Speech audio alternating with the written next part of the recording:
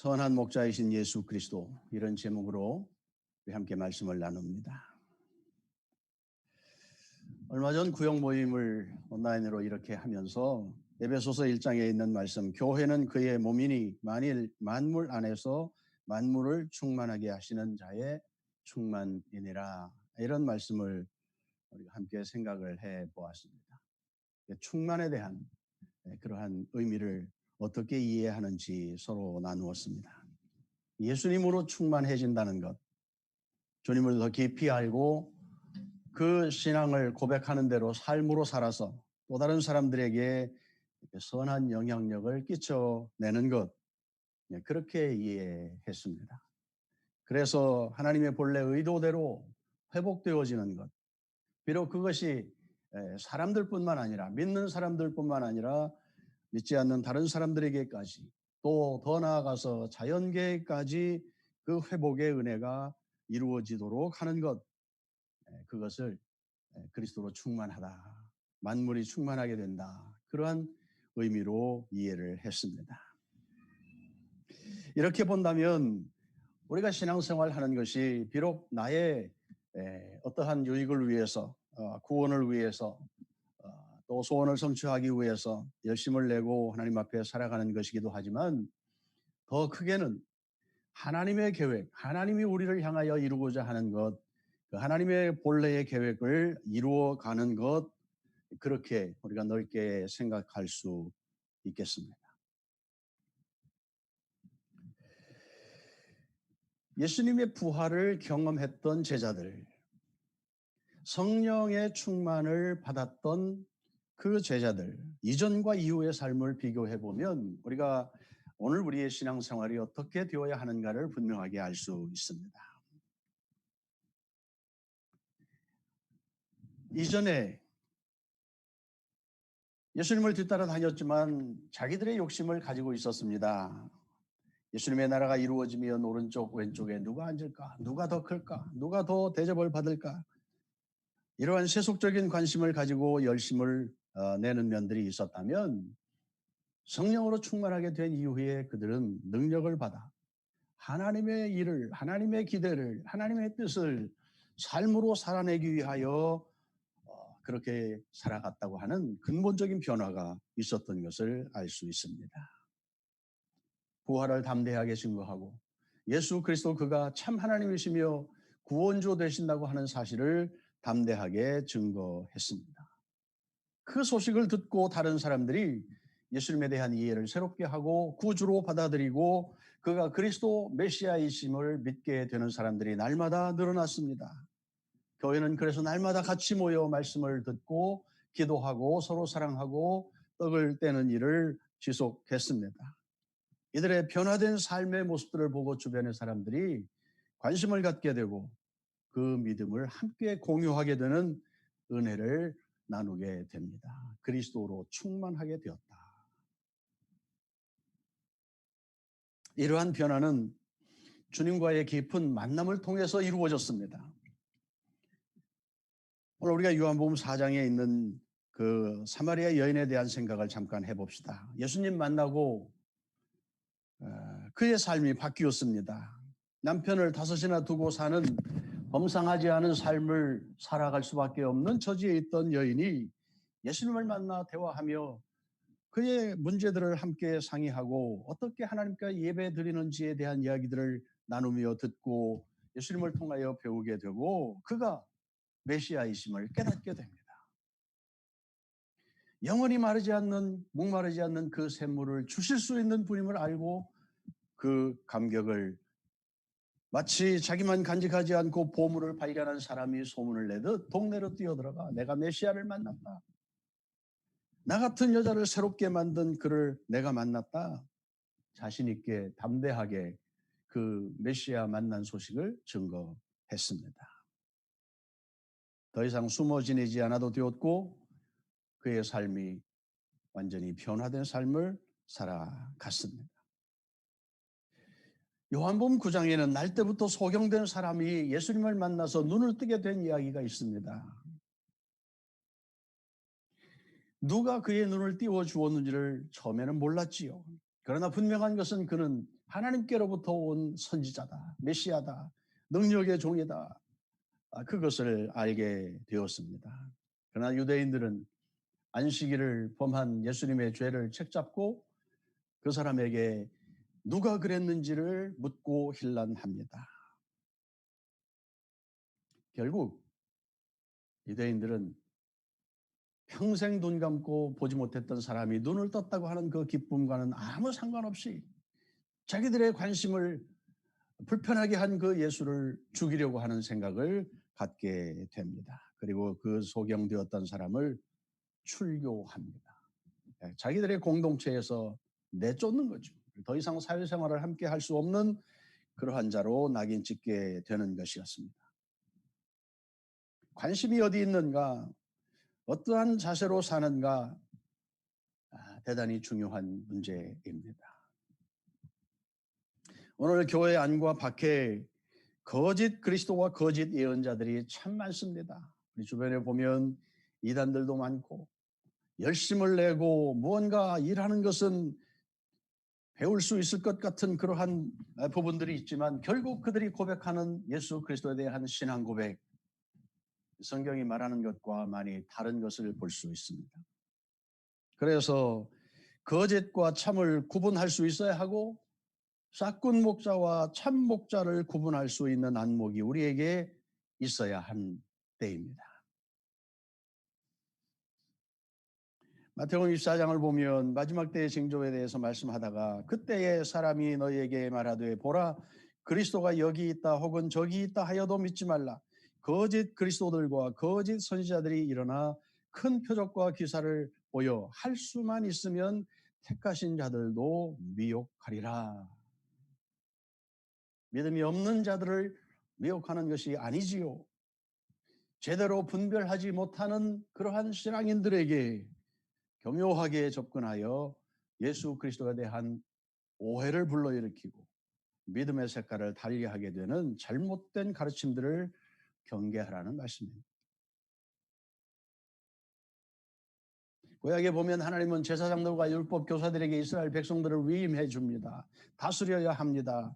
제대로 돌보아야 합니다. 그런데 그들은 자기 욕심 채우기 바빴고 정의를 행하지 않았습니다. 그래서 하나님은 그들을 향하여 싹군 목자라고 표현했습니다. 품삯을 위하여 일하는 일꾼, 무엇이 잘못이겠습니까? 그러나 자기 유익을 위해서 일하다가 위험이 닥치면 혹은 자기에게 손해가 생기는 일이 벌어지면 아무런 책임의식 없이 뒤돌아서 버리고 도망쳐 버리고 그 일에 대한 소명의식이나 그러한 의리를 지키지 못하는 것을 봅니다. 자기에게만 관심을 두고 일하기 때문에 그렇습니다. 자기 소원 성취 위해 열심히 일하고 신앙생활 한 것 무엇이 잘못이겠습니까? 그러나 자기가 기대한 대로 이루어지지 않으면 혹은 열심히 기도하는 것들이 내가 원하는 방법대로 응답되지 않으면 하나님에 대한 원망으로 돌아서는 일들이 참 많습니다. 그래서 바른 믿음이라고 하는 것은 내 소원 성취에 있는 것이 아니라 하나님의 소원을 이루어드리는 것이다. 하나님의 부름에 응답하고 하나님의 말씀을 근간으로 살고 그를 기쁘게 하기 위하여 노력하며 수고하는 것, 이것이 바른 신앙의 자세인 것을 돌아보게 됩니다. 선한 목자, 양에 대한 책임을 다하는 것입니다. 자기 양을 충성스럽게 돌봅니다. 흩어진 양들을 모아 집으로 데려오 좋은 꼴로 먹이려고 하고 돌봅니다. 상처를 싸매주고 다친 곳을 치료해줍니다. 예수님은 오늘 본문에서 나는 선한 목자라 선한 목자는 양들을 위하여 목숨을 버리거니와 짝꾼은 목자도 아니요 양도 제 양이 아니라 이리가 오는 것을 보면 양을 버리고 달아나라니 이리가 양을 늑탈하고 또 해치느니라 말씀했습니다. 선한 목자는 맹수의 공격으로부터 양을 지키기 위하여 때로는 자기의 목숨조차도 내어놓는 그러한 결단을 합니다. 밴들에서 밤을 지새울 때 임시 울타리를 만들어 놓고 그 문을 지키고 그곳에서 잠을 잡니다. 그 문을 통과하지 않으면 들어오고 나갈 수 없는 그러한 통제를 하는 의미이지요. 예수님이 자신을 양의 문이다, 양을 지키는 문이다 그렇게 말씀하셨다면 그가 우리들을 지키는 목자이시고 그로 말미암지 않고는 구원에 이를 수 없다는 것을 말씀해 주는 것입니다. 참 목자는 양의 소리만 들어도 문제가 무엇인지 알지요. 우리가 종종 드라마를 보면 그 이렇게 짐승들을 기르는 분들이 그들의 특성을 하나하나 다 파악하는 거 보면 참 신기해요. 또 짐승도 주인의 목소리를 알아듣고 소통하는 것을 보면 대단합니다. 참 목자와 그러한 목자의 관리를 받고 있는 양의 관계가 그렇다는 것입니다. 주인의 목소리를 알고 따른다. 14절에 나는 선한 목자라. 나는 내 양을 알고 양도 나를 안다. 여기 안다고 하는 말은 그냥 이렇게 지식적으로 피상적으로 뭐에 대하여 안다. 이런 차원의 안다는 것이 아닙니다. 지속적이고 친밀한 관계 안에서 경험을 통해서 상대를 안다. 그렇게 말하는 거죠. 마치 부부가 결혼 관계를 통해서 서로에 대하여 알고 알아가는 그러한 관계를 말하는 것입니다. 양이 목자의 음성을 알고 목자가 양을 안다. 주님이 우리를 아시고 우리가 주님의 그 마음을 이해하고 안다. 이 안다고 하는 의미는 특별한 관계를 말하는 것입니다. 그 선한 목자이신 예수님 자신을 희생하여 우리를 살릴 만큼 우리를 사랑하시고 죄의 굴레를 벗겨주시고 상처를 치료해 주시고 때마다 위로하시고 필요를 채워주시고 가장 좋은 것으로 주기를 기뻐하시는 우리의 목자라고 하는 사실입니다. 할렐루야. 경험적이고 인격적인 교제가 그래서 필요하고 지혜와 계시의 영인 성령의 도움을 받아 우리는 그리스도 우리 주님 예수 그리스도를 더 깊이 배우고 더 깊이 알아가고 관계를 맺어가는 것, 이것이 곧 우리의 신앙생활입니다. 분명한 것은 선한 목자이신 예수님께서 우리의 필요를 아신다는 것입니다. 자신의 목숨까지 내어주실 만큼 우리를 사랑하신 그 사랑으로 우리를 돌보셔서 푸른 초장, 쉴 만한 물가 그곳에서 쉬도록 하십니다.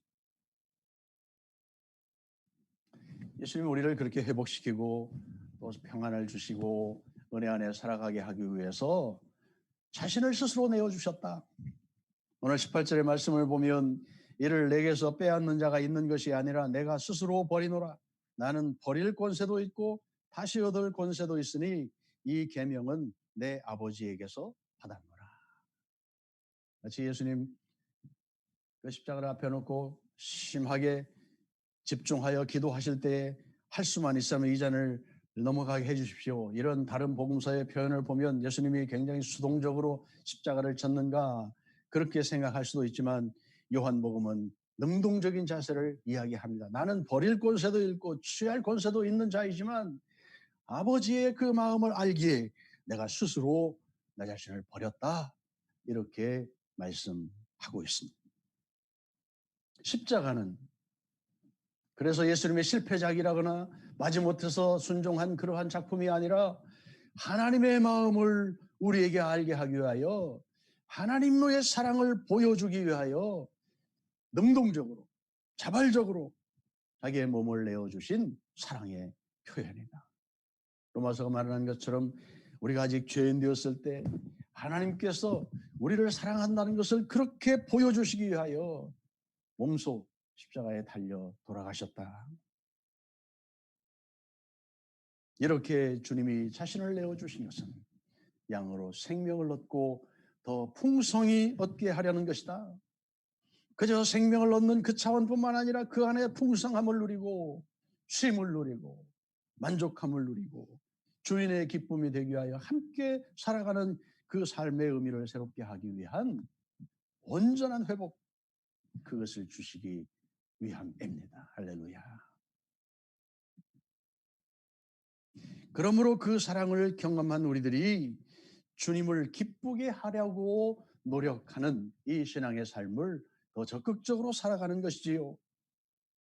16절의 말씀을 보면 또 이 우리에 들지 아니한 다른 양들이 내게 있어 내가 인도하여야 할 터이니 그들도 내 음성을 듣고 한 무리가 되어 한 목자에게 있으리라.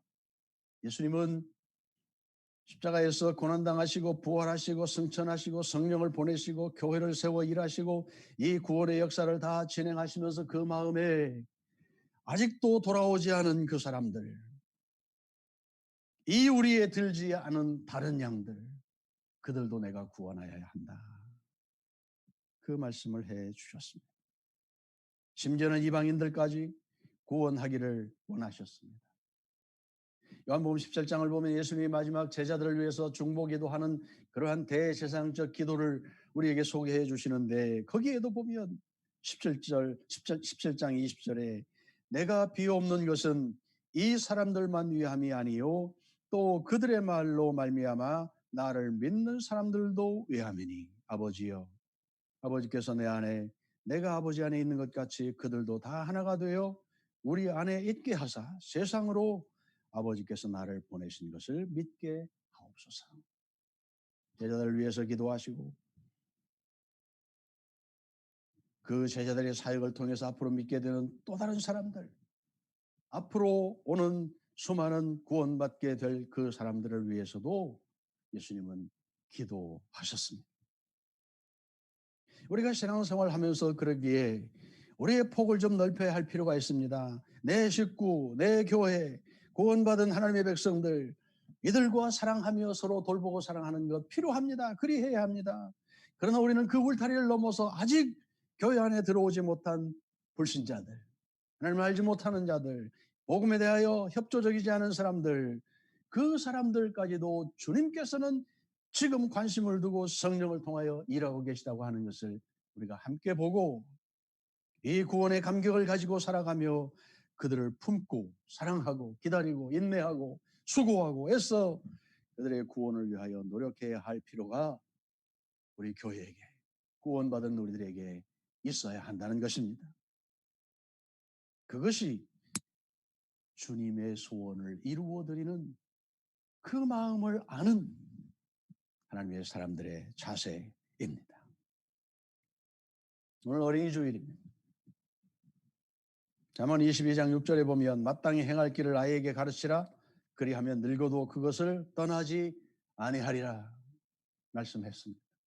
마땅한 길, 어려서부터 가르치라는 것이죠. 그러나 어른된 우리들이 먼저 그것에 대한 이해가 부족하다면, 아니 우리의 삶으로 그것을 지금 살아내고 있지 못하다면 가르친다는 것은 어렵습니다. 소개할 수는 있겠지요. 이렇게 살아야 좋다더라. 그러나 그것이 내 것이 아닌 바에 아무런 능력도 함께 가르쳐질 수 없습니다.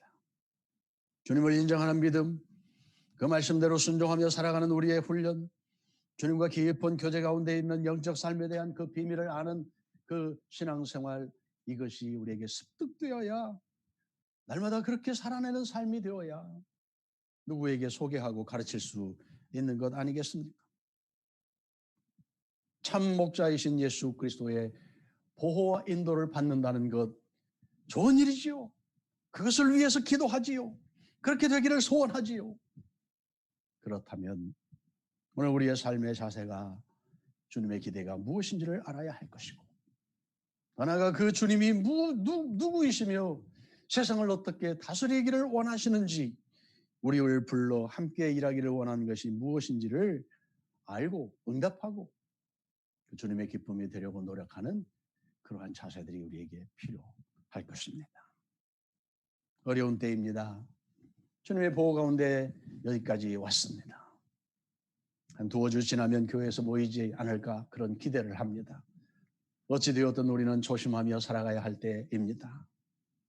그러기에 더 주님의 보호하심과 인도하심이 절실한 때입니다. 성도들이 그렇게 승리해 갈 것을 날마다 기도합니다. 은혜 주실 것입니다. 그래서 감사합니다. 교회 안에서 서로 사랑하고 그 사랑이 울타리를 넘어 우리 주변 사람들에게 함께 나누시고 전도 축제 준비하지만 누군가가 그 사랑을 함께 나누려고 부지런히 기도하고 노력하는 그것이 주님의 마음을 기쁘게 하는 것이다. 그것이 울타리 안에 있는 양으로서의 목자에 대한 의리이며 사랑의 표현이며 함께 더불어 살아가는 삶의 능력일 것입니다. 또 한 주간을 참 목자이신 주님, 우리에게 일방적으로 쏟아 부어주시는 그 사랑에 날마다 감사하며 살아가지만 이제는 조금 그 은혜에 보답할 것이 무엇인지를 고민하고 노력하고 주님의 기쁨이 되기 위해서 수고하는 성숙한 그러한 신앙으로 나아갈 수 있는 우리들이 될 수 있기를 주님의 이름으로 축복합니다. 기도합시다. 선한 목자 되신 예수님, 우리로 주님을 알게 하고 믿게 하고 오늘까지 그 신앙으로 버티고 보호받으며 은혜 안에 살게 하심을 감사합니다. 이제 우리의 신앙의 색깔이 주님의 기쁨이 되기 위하여 더 수고하며 이 세상에 버림받은 많은 사람들, 절망 가운데 있는 사람들, 구원받아야 할 사람들, 수고하고 무거운 짐을 지고 있는 그 사람들에게 대한 주님의 마음이 무엇인지를 헤아려 함께 거들며 주님의 손과 발이 되기 위하여 수고하는 일에 자처하는 우리들이 될 수 있도록 격려하시고 힘을 주시기를 원합니다. 분명히 믿기는 주께서 선택한 백성들 품 안에 품으시고 쉴만한 곳으로 풍성한 꼴로 영육간의 강건함으로 형통한 길로 인도해 주시는 것을 믿고 따라갑니다. 그러기에 더 기뻐하고 감사하며 어려움을 만나도 포기하지 않고 우리 자신이 하나님의 눈에 그렇게 귀하고 값진 존재임을 스스로 인정하며 자존감을 가지고 영생의 기쁨을 우리의 삶에서 누리며 살아가는 주의 백성들이 되게 하여 주시옵소서. 그 선한 목자, 참 목자 되신 예수님을 뒤따라가는 양으로서의 마음껏 기쁨을 누리는 또 한 주간의 삶이 되도록 주여 우리의 영육간의 삶을 다스려 주시옵소서. 예수님의 이름으로 기도합니다. 아멘.